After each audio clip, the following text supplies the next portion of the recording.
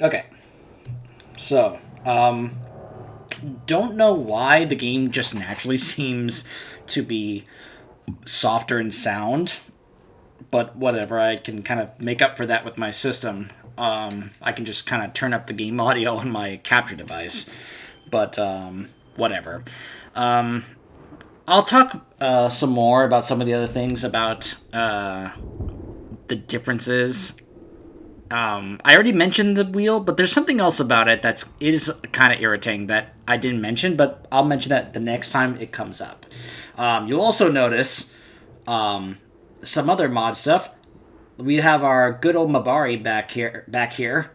Instead of him taking up a party slot, they basically did what you can now do in Origins, which was being able to have him just kind of be an extra free companion here. But then I found a mod that's like, hey, you want to also add a wolf to your party? Here you go. Now, actually, that mod is, I believe, is in beta. Because, yes, believe it or not, people are still working on mods for this game. And that's, again, I just love that these games that came out like a decade ago are still getting worked on by the mod community. It's amazing that, the devs and, of course, the corporate, the executives and all that, they gave up on this game or other games that kind of like fall into that same kind of category as this one, but yet the mod community still wants to try and make this game better, add more to it. And I love that so much. By the way, you remember how I mentioned the thing about Bethany? You'll notice her assets are a little different now because this is not the exaggerated part of the story that Varric was telling earlier. Now he's telling the actual, more detailed, realistic part of the story. Although, well, let's just say that due to some of the issues when it came to, I think, the engine and such, that, plus again, 1 year of time crunch. Anytime that I bring up an issue with the game, just in your mind, add me adding the part because of the time crunch. It either resulted in this, or it caused this, or this thing resulted because of that. And one of the things is that the models of the women, even our mother back over there, tend to have exaggerated assets.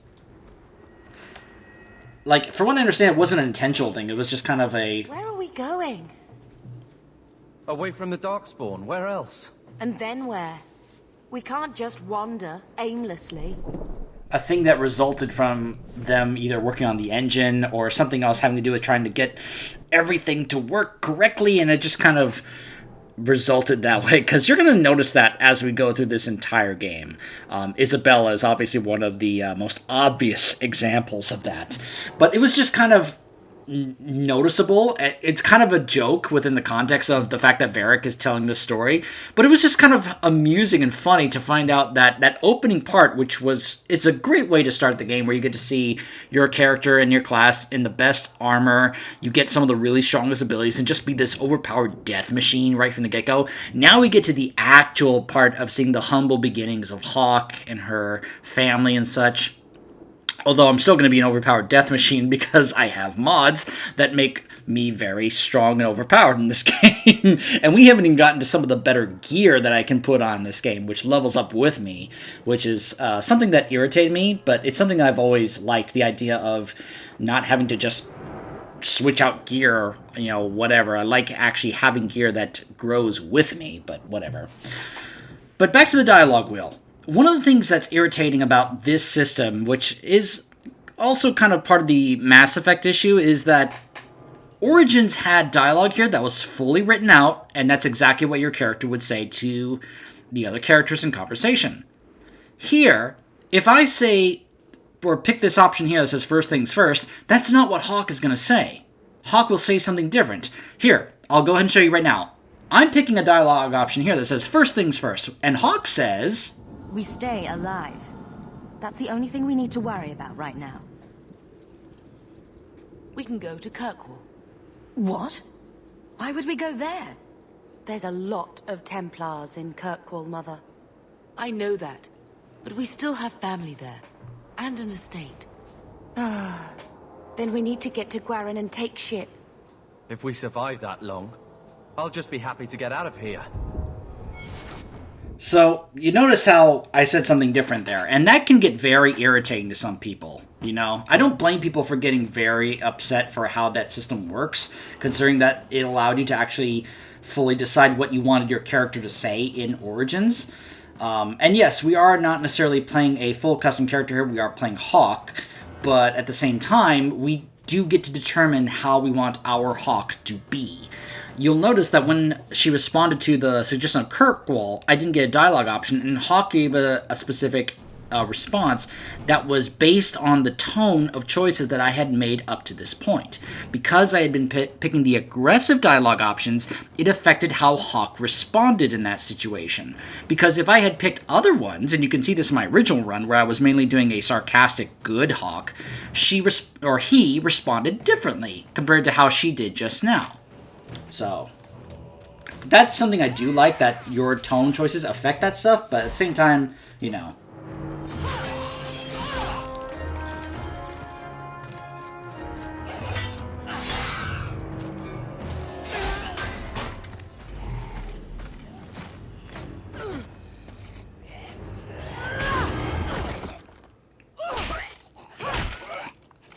You will not have him! Aveline! They will not have you. Not while I breathe. I'm sorry. Just one of the things I've always really liked in Dragon Age 2 are the characters. And that's one of the things I know that people have actually said when they have said that they consider Dragon Age 2 to be their favorite Dragon Age game, is because they like the characters in DA2 more so than the other games. And I don't blame them. I think DA2 has some really great characters. And Aveline is one of those that I would include amongst that category there.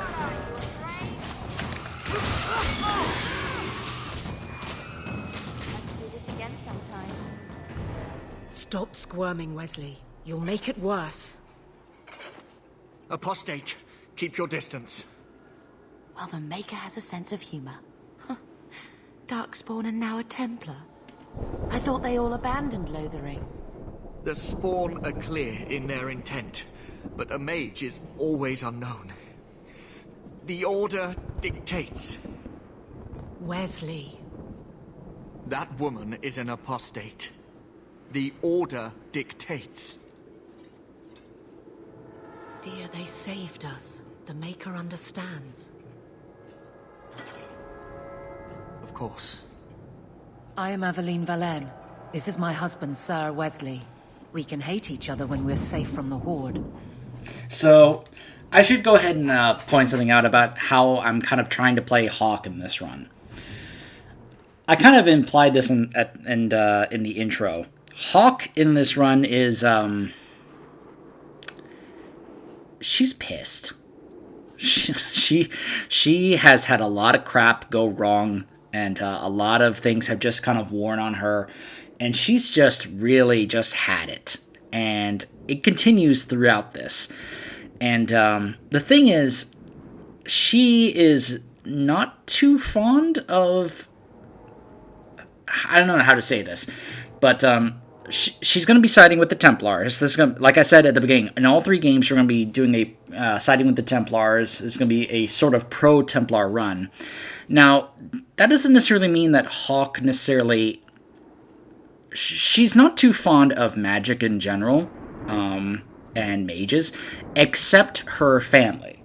Because the thing is, she's also embraces the idea of being kind of a protective older sibling. She may not be too fond of mages, but she does love her sister, and she did love her father. She wasn't too fond that, and we do get this in dialogue conversations, both with Bethany and Carver, if you played this multiple times, that Hawk, their father, tended to spend more time with either Bethany or both Bethany and Hawk, if Hawk was a mage, more so than the others, because he was teaching them how to be able to control their magic, so they wouldn't be a danger to others and themselves. Carver got very resentful about that, especially if you were a mage, because then he spent all his time with Hawk and Bethany, but never with Carver, really. And so here, if Hawk is not a mage, then Hawk can kind of develop that kind of resentment as well. Well, even though she does care about and is protective of her sister, because as you saw there, even though she may not be fond of mages in general, and this will probably end up showing as we go through this game when we encounter other mages, including another certain someone, but that doesn't mean she feels that same way towards her sister. Bethany's still her sister, and she's still going to be very protective of her. Plus, I'm someone who kind of personally doesn't mind doing that because I have a tendency to get very protective. I don't have any siblings, but if I did, I would probably be a very protective big brother. Just saying. I've also known some other people, some of which who had little sisters that were friends of mine who I did feel rather protective of. So I just kind of have this natural inclination to feel that way. So even though Hawk is going to be pro-Templar and kind of anti-mage in this run, she's not going to feel that same way towards Bethany. Even though she's not entirely fond of it, because the aggressive Hawk will kind of voice this. But you can actually end up doing something horrible. I won't talk about it now. I'll talk about it much later. But let's just say there's something horrible you can do to Bethany as Hawk that is just heartbreaking. Anyways. For a while, it looked like we were the only ones to escape the Darkspawn. We aren't free of them yet. Just like at Ostagar, this is just the start. You were there. Yes, I see it now. Third Company, under Captain Varrel. Then you saw how the whole of the army was defeated. We fell to betrayal, not the Darkspawn. This arm of the Horde will not have the same advantage. A strange time to be hunting apostates. His fellows left with the Chantry priests. I was traveling to Denerim on business for the Order, but I had to turn south when I heard of Ostagar. Bad luck and judgment brought us together here before the attack. The nice Templar has been convinced to postpone his hunt for illegal mages. So let's not dwell upon it, shall we? Wise girl. You're quick to offer your allegiance. Another blade between us and the Darkspawn? Yes, please. So long as the Horde is their first concern. My duty is clear, but that is for another day, if we are granted that opportunity. We will be fine. We all will. So long as you know I stand with Bethany, Templar. Understood. For now, we move with you. North is cut off. We barely escaped the main body of the Horde. Then we're trapped. The wilds are to the south, that's no way out. I'm not running straight into the Horde. We go south.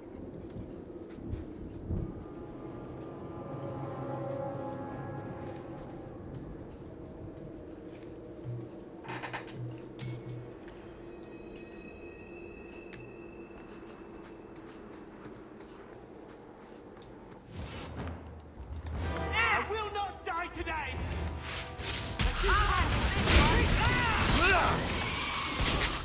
By the way, I found out that R apparently is the button to press if you're going to attack the nearest enemy. Okay. This is another mod. Tons of backpacks, because more inventory space, please.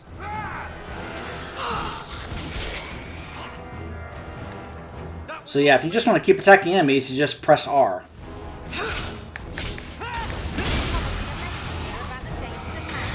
Whoops. And like I said, we get a ridiculous amount of XP. In fact, not only do we get XP, we get a ton of points that we can put to skills. Oh boy. Sorry if this kind of thing is going to trigger you guys. I don't mind playing overpowered stuff. What? It's how I like to play. I don't want to hear from any gatekeeping or any of that stuff.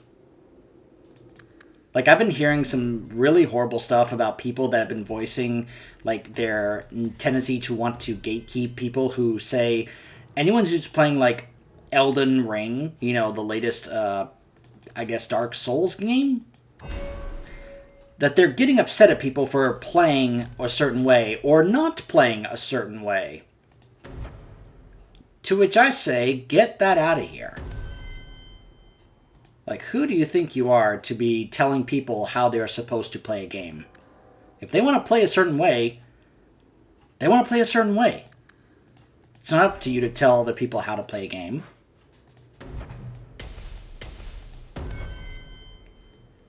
Oh, that's right. Gotta make, there we go. Because, of course, Aveline is our tank. I will not die today!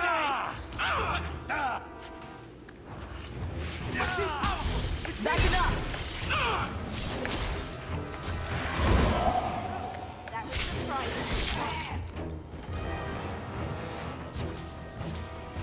You notice how these enemies are coming out of nowhere, right?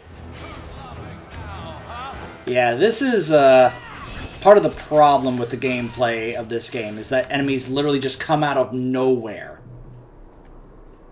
It is quite annoying and irritating. Especially if you're playing this, like, just normal, legit, or even on higher difficulties, and they just keep coming.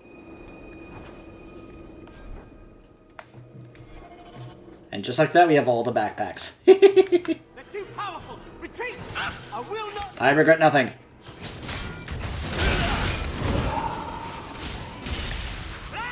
But you held that. Again, notice how these enemies just came out of nowhere. You may end up hearing me press R a lot.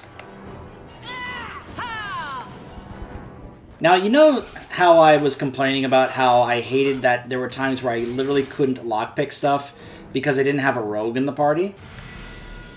Well, I found a mod for this game that lets me be able to have every chest in the game unlocked. Regardless if we actually have a rogue in the party or not, like right there. It is said that in the midst of the Black Age, when werewolves stalked the lands of Ferelden in numbers... Oh my gosh, this is really long. Yeah, we're gonna skip that. And just like that, we leveled again. Yeah.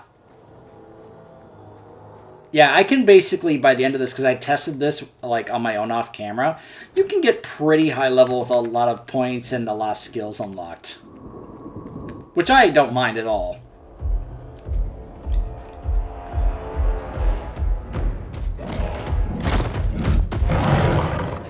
Bye, Carver. You soulless bastards!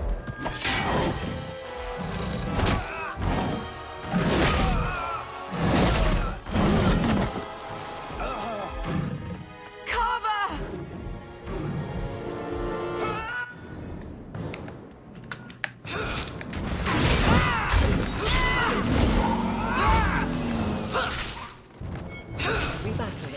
I will not die today!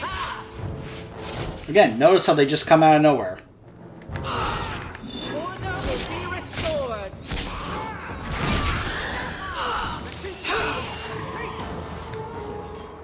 Carver, wake up. The battle's over. We're fine. I'm sorry, Mistress. Your son is gone. No, these things will not take Carver. If you fall apart now, you endanger us all. Don't lecture me. This is your fault. How could you let him charge off like that? Your little brother. My little boy. Mother, we can't stay here. Carver wouldn't want his sacrifice to be meaningless. Allow me to commend your son's soul to the Maker, Mistress. Ashes we were, and ashes we become. Maker, give this young man a place at your side. Let us take comfort in the peace he has found in eternity.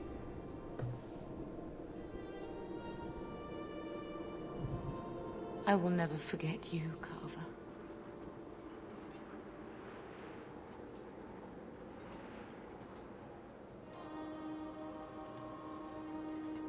Leave him. The Darkspawn are gaining by the minute.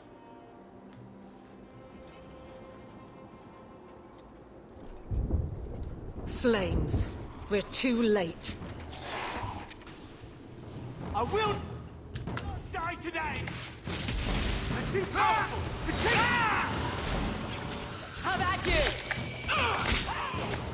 There's no end to them.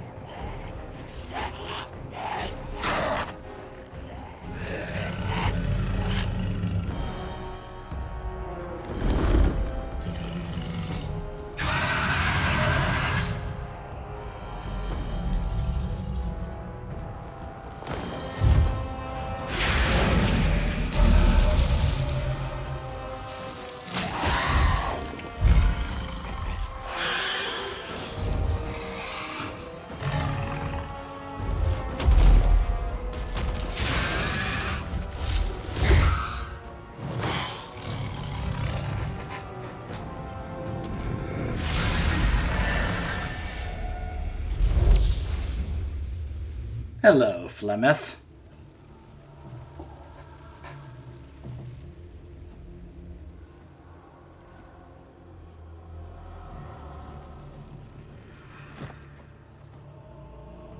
Well, well. What have we here? And hello, Kate Mulgrew. It used to be we never got visitors to the wilds, but now it seems they arrive in hordes. Oh, gosh, I'm sorry. I just love Kate Mulgrew's voice acting as Flemeth. Oh, she is just wonderful. Gosh, I mean, she's only in all 3 games, not too long, but man, when she's on screen, she is just wonderful. She just had just such wonderful voice acting. From what I understand, she was actually quite expensive to bring on board to do voice acting, which is probably why, well, if you guys saw my Inquisition run, you know what happens to Flemeth, which, you know, is another way of, okay, we won't have to deal with trying to bring her back to do more voice acting, so. I don't know what you are, but I won't let you harm us. Let me. If I wished you harm, I dare say you could not stop me. If you wish to flee the Darkspawn, you should know you are heading in the wrong direction. Wait. You can't just leave us here. Can I not? I spotted a most curious sight. A mighty ogre vanquished. Who could perform such a feat? But now my curiosity is sated, and you are safe for the moment. Is that not enough? We can get to Kirkwall on our own. Kirkwall? My, but that is quite the voyage you plan. Your king will not miss you, hmm? King Kalen was betrayed. There's nothing for me here. I see. Hurtled into the chaos, you fight, and the world will shake before you.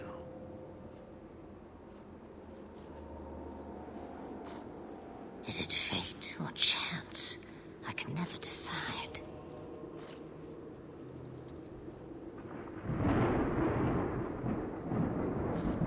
It appears fortune smiles on us both today. I may be able to help you yet. Didn't I say we don't need you? Perhaps you do not, but it turns out I need you. Maybe we shouldn't trust her. I don't even know what she is. I know what she is. The Witch of the Wilds. Some call me that. Also Flemeth. Asha Belinar. An old hag who talks too much. Does it matter? I offer you this. I will get your group past the Horde in exchange for a simple delivery to a place not far out of your way.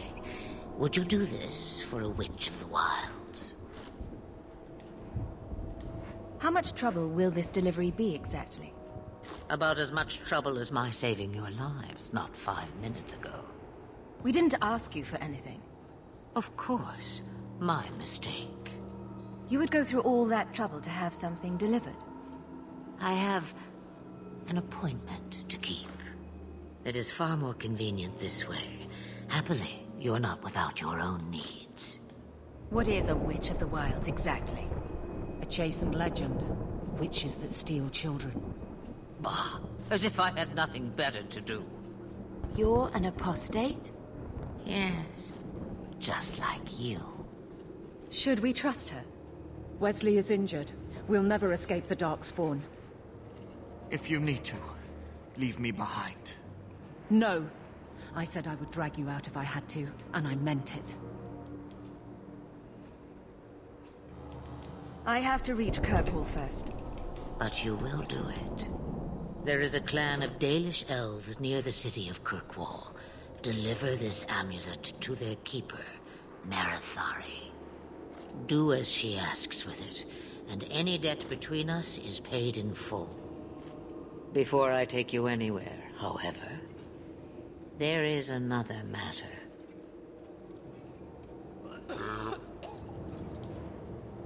No, leave him alone. What has been done to your man is within his blood already. You lie! She's right, Aveline. I can feel the corruption inside me. What are you talking about? From the Darkspawn. All that blood. I knew when it happened. And how much time before you? Not long now, if I am any judge. We can't afford that kind of liability. No! The only cure I know of is to become a Grey Warden. And they all died at Ostagar. Not all, but the last are now beyond your reach. Aveline, listen to me. You can't ask me this. I won't. Please. The corruption is a slow death. I can't.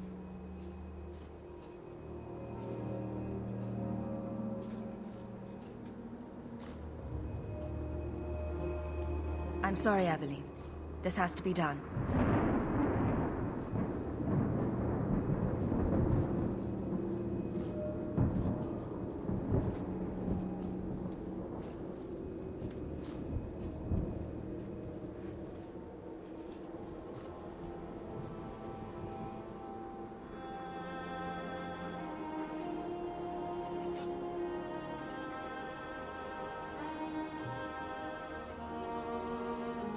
Thank you.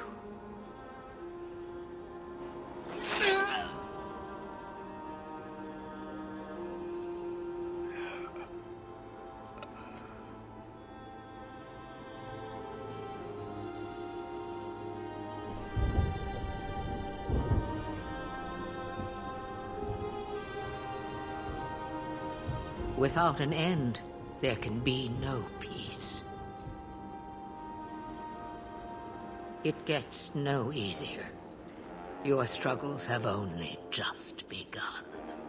Flemeth, I thought that might interest you. you expect me to believe a myth swooped out of the wild to save the champion? Oh, come now, Seeker. Do I need to recite the tale of the Warden as well? No. Perhaps I shouldn't be surprised to hear of her involvement. I liked my version better, too. What else aren't you telling me, then? Did she send someone with the champion? In a matter of speaking. So it's true. Continue. But if you tell me they all flew to Kirkwall on a dragon... Nothing so fanciful, I assure you. The witch kept her word, and got them to Guaran, where they took ship. They sailed north across the waking sea, lashed by terrible storms. 2 weeks they spent in that dark hold, packed in with the fearful and the desperate. And then they saw it. Kirkwall, the city of chains. Long ago it was part of the Imperium, slaves coming from far and wide to work the quarries. Now, it's a free city, but I use the word loosely.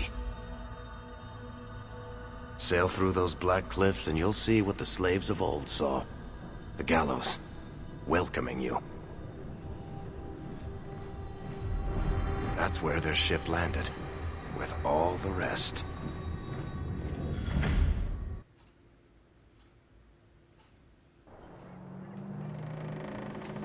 I like the aesthetic that Varric uses for that part of the storytelling.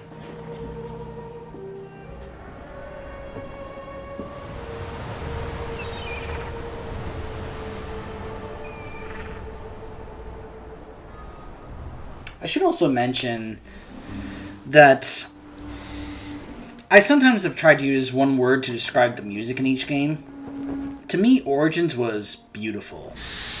When we get to Inquisition, the word I would use is epic. 2 is a little harder to pinpoint, because I could use a couple like dark or tragic, but it fits the type of story that we're going to be experiencing here. They're not letting anyone into the city. What? That can't be. It's true. Look at them all.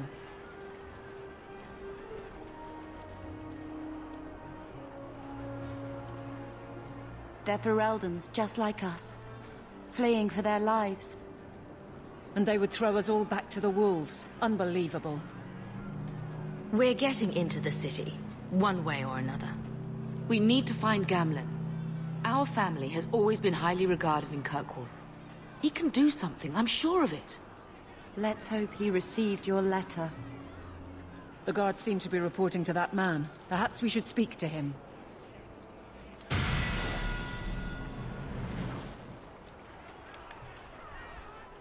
Okay.